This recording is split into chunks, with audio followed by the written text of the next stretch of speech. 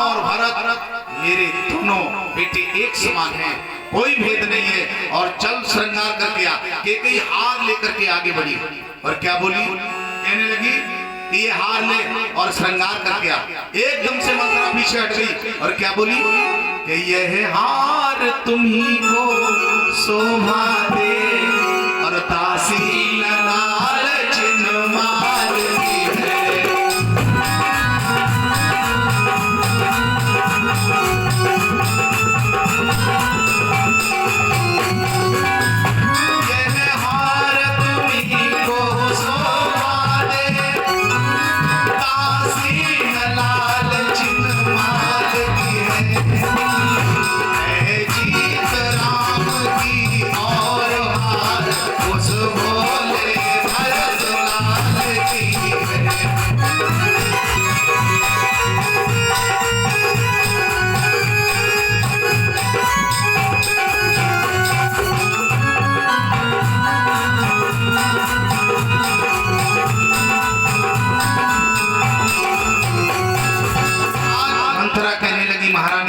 मालूम है आज राम जी की जीत हो रही है, भरत की हार हो रही है, जिसमें राम युवराज बनेंगे, कौशल्या का हौसला बुलंद हो जाएगा और तुम्हारी कोई गिनती नहीं रहेगी और भरत की दासों में गिनती हो जाएगी। और जिस समय इस बात को कहा केकई एकदम से आगे बढ़ी, कहने लगी मंथरा तुम मेरे राम और भरत में भेद करती है, तो राम और भरत को अलग अलग समझती है। मेरे लिए राम और भरत एक हैं, कोई भेद नहीं, ये मेरी दोनों आंखें हैं, तू दोनों में भेद करना चाहती है और अगर तूने ऐसी बात कही तो तेरी मैं खाल को खिंचवा लूंगी। और जिस समय इस बात को कहा मंथरा हाथ जोड़कर बोली महारानी भूल हो गई जो मैंने इस बात को कहा, मैं अब कुछ नहीं कहूंगी, लेकिन हाँ एक बात, महाराजा आपके साथ बहुत बड़ा धोखा करने जा रहे हैं। तो जिससे मैं कहा धोखा, आज बेटी इन्हें दे दे, आज जैसे ही कहा धोखा, केकई बोली क्या धोखा करने जा रहे हैं। मंथरा कहने लगी महारानी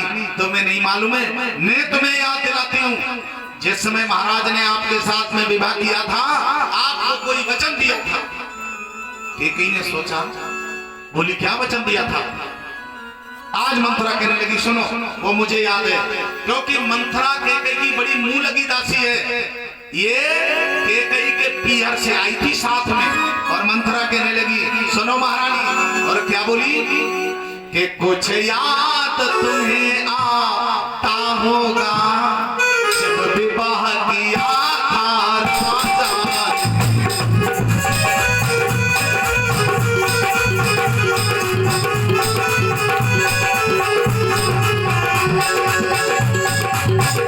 कुछ याद तुम्हें आता होगा जब विवाह किया था राजा ने, तेरा ही पुत्र नपति होगा ये वचन दिया था राजा ने।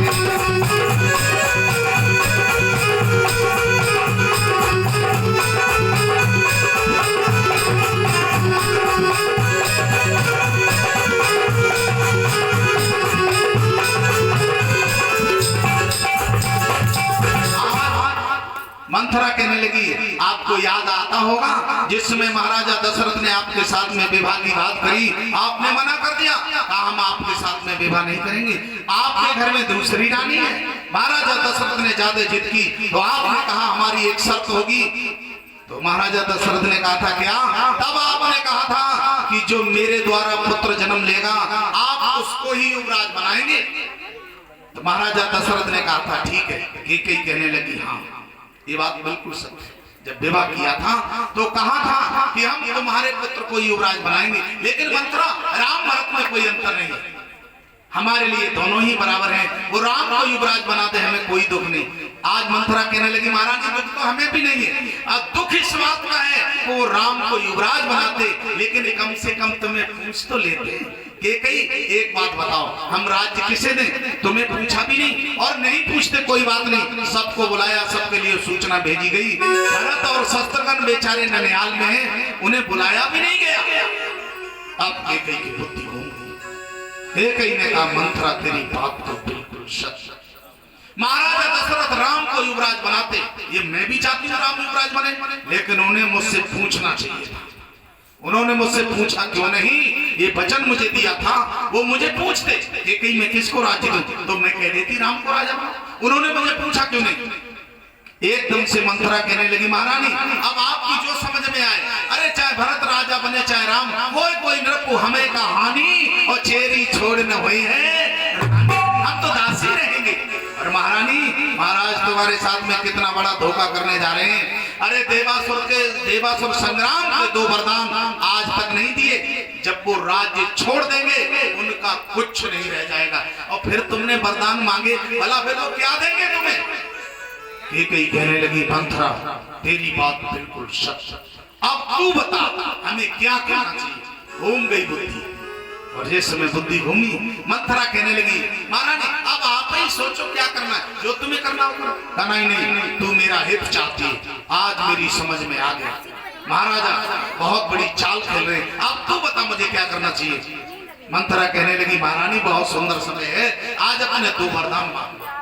कहा तुम्हें मांगू क्या, मुझे तो कोई जरूरत ही नहीं है। 2 वरदान मैं बताऊं दो। कहा क्या? कि पहले मैं तो भरत को राज्य मांग लूं।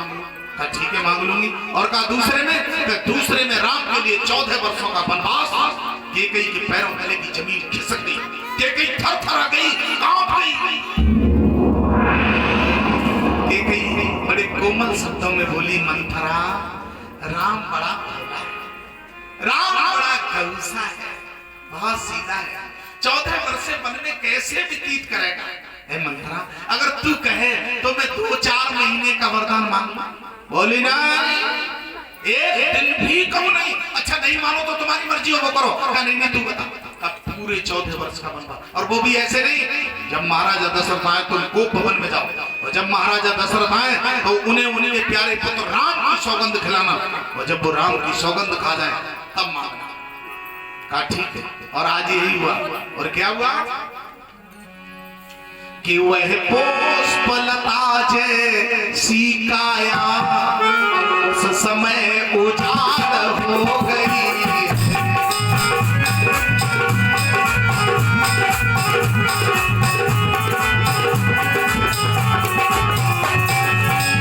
वह पुष्पलता जैसी काया उस समय उजाड़ हो गई। काशी के हवा बदलते ही रानी पतझड़ हो गई।